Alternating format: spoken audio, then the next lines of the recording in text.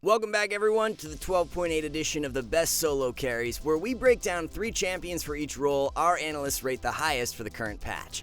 But before we get into it, be sure to check out SkillCapped if you want to truly get better at League of Legends. We're the only service that offers a money-back guarantee if you don't climb at least 5 divisions while actively using our service. We do this because our service really does work, and if it doesn't work for you, you shouldn't pay. Learn more at the end of this video or click the link in the description below. Some massive Poppy buffs are hitting the Rift, and she'll be moving into the top 3 as a result. The most impactful buff is to Poppy's W cooldown, being lowered by 4 seconds at all ranks, which in turn gives mobile champions a much lesser window to punish Poppy. Playing Poppy into the likes of Riven, Jax, Aatrox, and Aurelia is going to net you a ton of free wins in 12.8. With the dive-heavy meta going on in the jungle role as Nocturne, Volley, Rengar, and Diana are being spammed, it gives Poppy Ultimate so much value right now. Gangplank is one of Poppy's more difficult matchups, and with him being played a ton in meta, it's a high-value ban. You can be very versatile with your builds on Poppy, which is a huge perk. Divine, Sunfire, and Frostfire are all viable mythics. Winter's Approach is the more offensive second option, while Thornmail provides extra tankiness. Grasp is Poppy's best keystone, followed by Shield Bash, Second Wind, and Revitalize. Grab Biscuits and Time Warp Tonic for secondaries. Garen locks down our second slot for top in 12.8 as he continues to feast on the meta picks. Sion has shot up in play rate as of recent, alongside Gangplank and Jax. GP and Sion are currently the most played top laners throughout the majority of elos, and Garen's winning over 54% of the time against both. For a champion who's so simple to execute and has great solo queue matchups, there's few reasons to not be playing Garen if your main goal is to climb. Ranged tops like Teemo and Vayne are good bans for Garen. Garen's core build is a Stridebreaker Rush into Mortal Reminder second and Deadman's Plate third.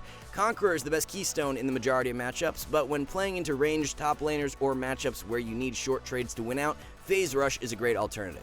Quinn takes home the 3rd solo carry spot and is once again the most underrated top laner of the patch. Quinn is seeing a ton of success right now for similar reasons to Garen, as she is loving the shift in meta over to GP, Sion, and Darius. Quinn can absolutely dominate throughout the laning phase, rack up a massive CS lead, pick up a few solo kills, and then roam post 6 to get the rest of her team ahead. As long as you can play off E cooldown, it's near impossible for champs like Darius and Sion to stick onto you.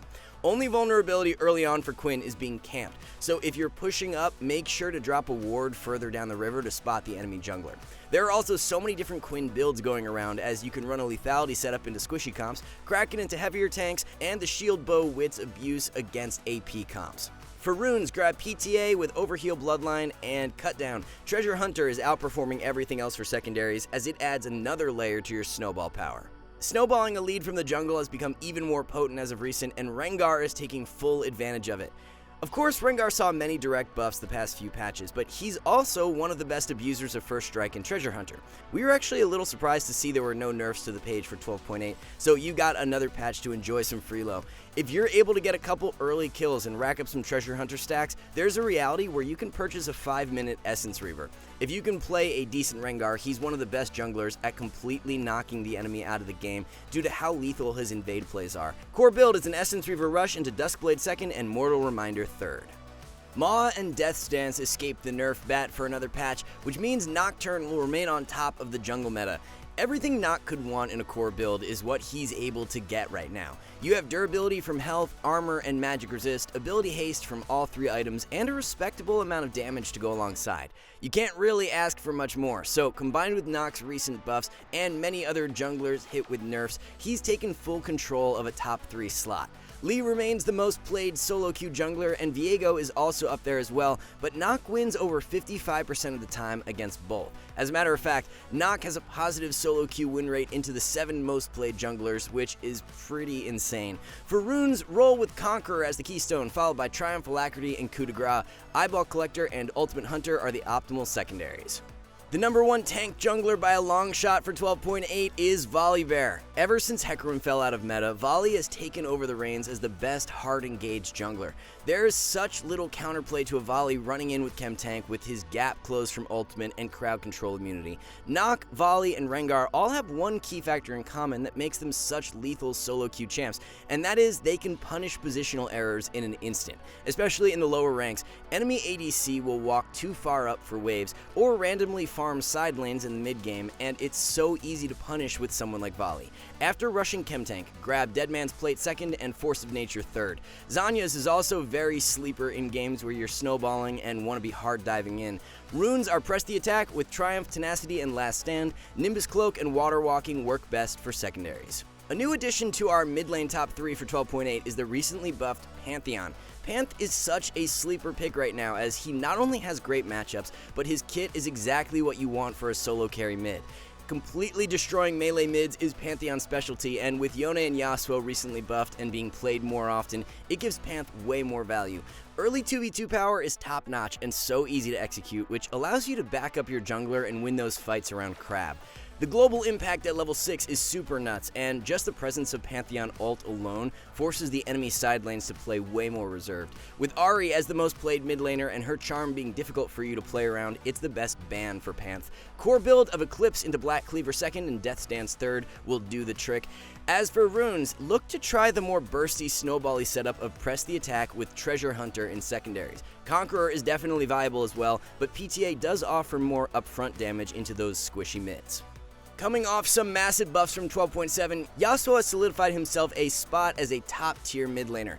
Early game buffs that allow Yasuo to hit his mid-game spike faster are absolutely amazing for the champ.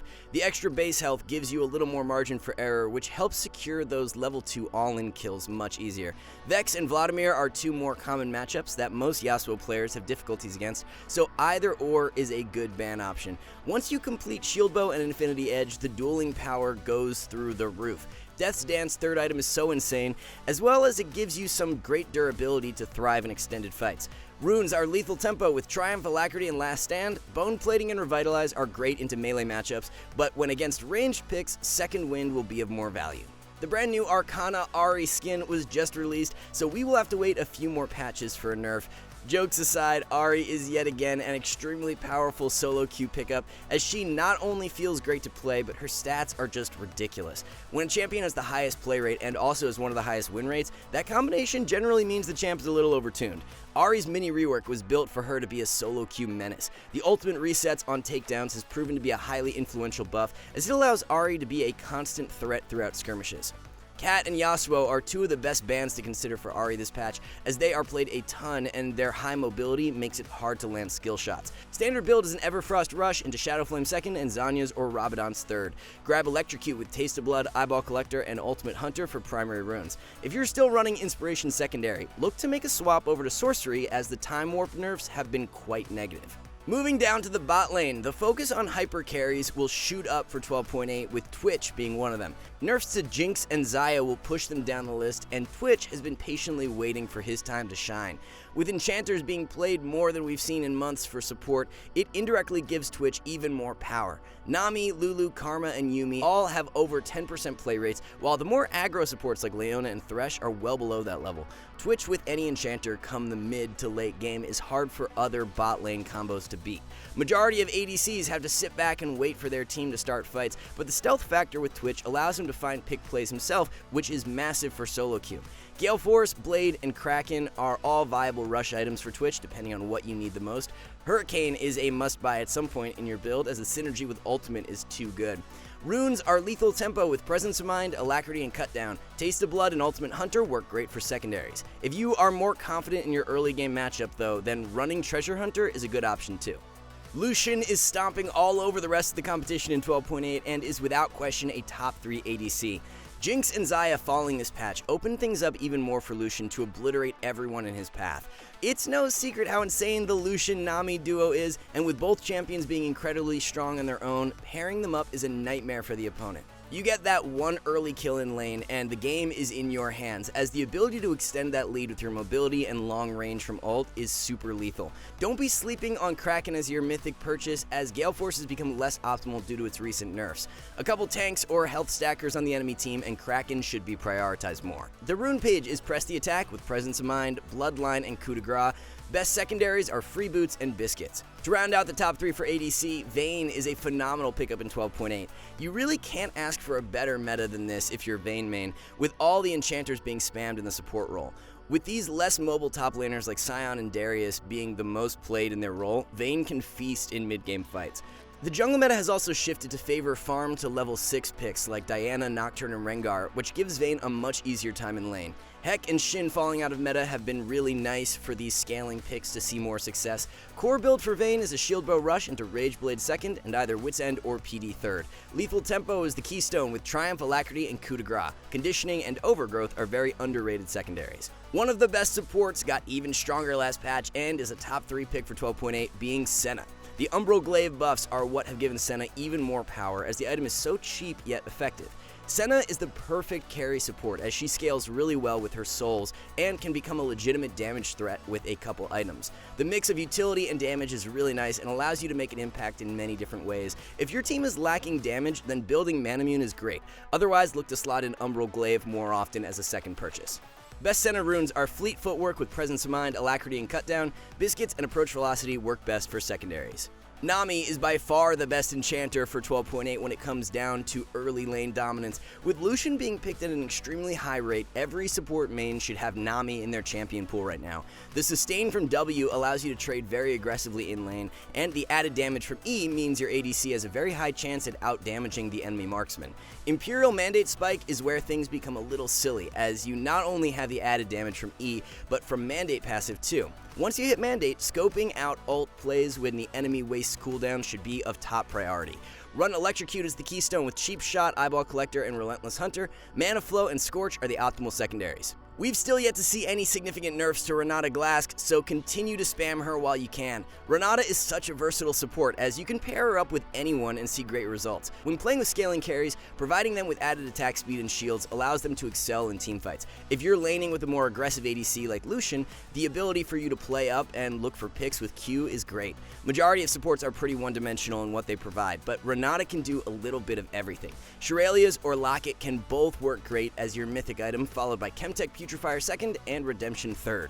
The optimal rune page is Guardian with Font of Life, Bone Plating, and Revitalize. Biscuits and Cosmic Insight are the go-to secondaries. Alright guys, before we wrap this up, let's tell you a little more about SkillCapped. So, we offer a 5-division rank up guarantee, and think that's a pretty crazy thing to offer. It's like a gym membership guaranteeing you'll get ripped. Your local gym would go bust if they offered that, right? Not us. We've offered this for years because our service really does work. It works so well, in fact, that we're able to produce by far the largest catalog of premium league guides on the internet. We add over 20 videos a week, with over 1,600 guides curated into over 100 courses no one can compare. We've also sent Challenger players into ELO Hell 714 times and counting, where they commentate how to carry live. They also respond to all questions asked. Sign up today for as little as $6.99 a month if you are serious about improving. So, those are the best solo carries for every single role in patch 12.8. Thank you guys so much for watching. Good luck in solo queue, and we'll see you in the next one.